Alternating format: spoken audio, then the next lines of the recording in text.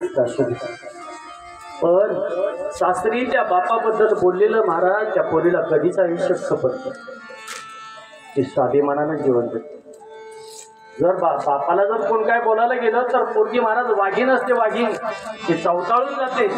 भविष्यामध्ये तिच्यावर काय प्रसंग येणार आहे ती बघत नाही, चवताळून जाते आणि त्या बोलणाऱ्याला सांगते, अय जे काय बोलायचे ते मला बोला, माझ्या बापाचं नाव घ्याल तर याद राखा.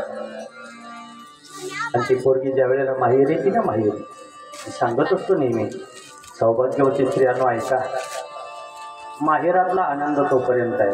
वाक्य जबरदस्त आहे, वाक्य नीट आहे. कीर्तन आपलं संपलं. माहेरातला आनंद तोपर्यंत आहे, जोपर्यंत माहेरात आई किंवा बाप जिवंत आहे तोपर्यंत माहेरातला आनंद आहे.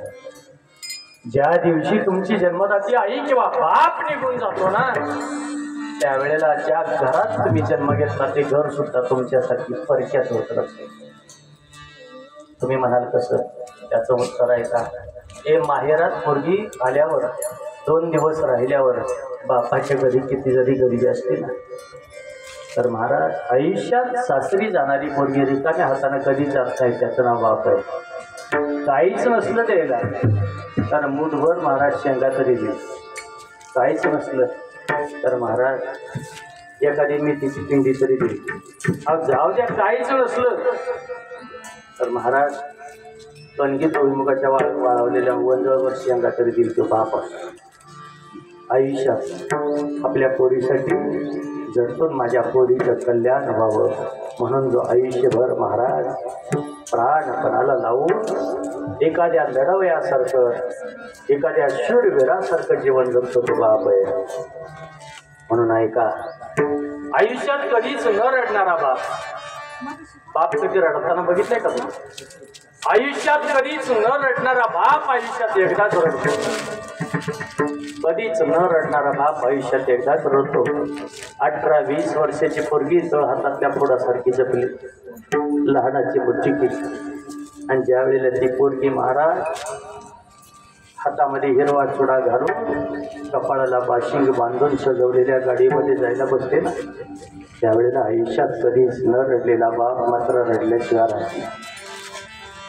म्हणून ज्या ज्या वेळेला बाप घरामध्ये येतो ना, त्यावेळेला महाराज पोरगी जर असेल तर तांब्याभर तरी पाणी आणून देखील ती महाराज पोरगी असते. बापाचा प्राण असतो. म्हणून मुलगी म्हणजे बापाची काळजीच असते.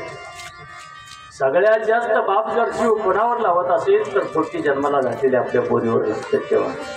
म्हणून आयुष्यात कधीच न रडलेला बाप मात्र पोरगी सासरी जाताना रडल्याशिवाय राहत नाही. त्याला वाटतं, अरे जिला तळ हातातल्या फोडासारखं जपलं, जिचं गोड कौतुक केलं, जिला लहानाचं मोठं केलं, आज माझं अंतःकरण, माझं हृदय, माझं काळीज, मी ज्याचा स्वभाव माहिती नाही त्याच्या ताब्यात येतोय. आजपासून ही पोरगी तिच्या नावापुढं माझं नाव लावणार नाही, तर मरेपर्यंत ज्याच्या नावाचं कपाळाला कुंकू लावले त्याचं नाव लावणार आहे. आयुष्यात कधीच न रडलेला बाप मात्र पोरगी सासरी जाताना मात्र रडल्याशिवाय राहत नाही. कन्या सासुऱ्याशी जावी माझे परतोडी, पैसे झाले माझ्या जीवा केव्हा भेटसी केशवा. आज नाना असतील, नाणे असतील, या दोन्ही म्हातारीने एवढं कष्टात हा प्रपंच वाटेल. एवढ्या दऱ्या खोऱ्यात राहून महाराज जिथं पाऊल टाकायला जागा नव्हती तिथं महाराज माळ होतं, त्या माळाचा मळा केला आणि महाराज एवढं बागायत क्षेत्र केलं. आणि अशा या परिस्थितीत सुद्धा एवढ्या सगळ्या सुखसोयीनं त्या पोरांनी सगळा हा शिवार फुलवला. खरंच नानांच्या आणि नानींच्या आशीर्वादाचे फळ आहे. मी एकदा कर्जतवरनं जामखेडवरनं पुढं चाललो होतो. कधी जर तुमच्या रस्त्यानं गेला तर सांगून जातो. भिगवण कर्जत जामखेड या रोडनं जर कधी जर गेला तर रस्त्यानं जाताना डाव्या हाताला तुम्हाला एक भला मोठा अशी बाग दिसेल, आंब्याची बाग, आणि भला मोठा बोर्ड आहे. त्या बोर्डवर लिहिलेला आहे नाना नानींचा मळा. ज्या ज्या वेळेला मी त्या भागात जातो आणि नाना नानींचा मळा हे बोर्ड वाचतो त्या वेळेला मला ह्या नानांची आठवण येते. अगदी नारदाच्या गाडीवर उभं राहतात खरंच मला आठवलं. म्हणून जसा तिथं तो बोर्ड वाचायला मिळाला तसा तो बोर्ड वाचायला तिथं मिळाला पण बघायला इथे मिळाला. खरंच एवढ्या डोंगरात महाराज कुणी कल्पना सुद्धा करणार नाही हो इथं माणूस जगतो म्हणून. कोणाच्या ध्यानीमनी सुद्धा येणार नाही की इथला माणूस जिवंत राहतो आणि इथला माणूस किती सुखी राहतो, किती त्याला शुद्ध हवा आहे, काय सात्विक आहार आहे, काय शेलूड खाणं आहे हे इथल्याच लोकांना माहिती आहे.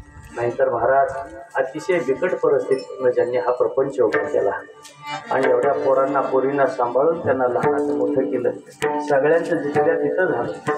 आता मात्र पुन्हा या मृत्यू लोकात नानांचं या घरात कधीच येणं होणार नाही. तुका म्हणे नाही आता जाता जाता एक विनंती करेल, ज्या ज्या वेळेला कठीण प्रसंग येईल मुलांना आणि मुलींना एक संदेश देऊन जाईल. ज्या ज्या वेळेला कठीण प्रसंग येईल त्या त्या वेळेला नानांच्या फोटोच्या समोर उभा राहा. 2 मिनिटं तरी, 1 मिनिट तरी, अर्धा मिनिट तरी डोळे झाका आणि डोळे झाकून नानांचं स्मरण करा. नानांचा आशीर्वाद सदैव जोपर्यंत आकाशात चंद्र सूर्य आहे तोपर्यंत आपल्या पूर्वजांचा आशीर्वाद आपल्या पाठीशी असतो. फक्त त्यांचं स्मरण करायला मात्र कधी विसरू नका. एवढंच आजच्या कीर्तनाच्या निमित्तानं बोलतो.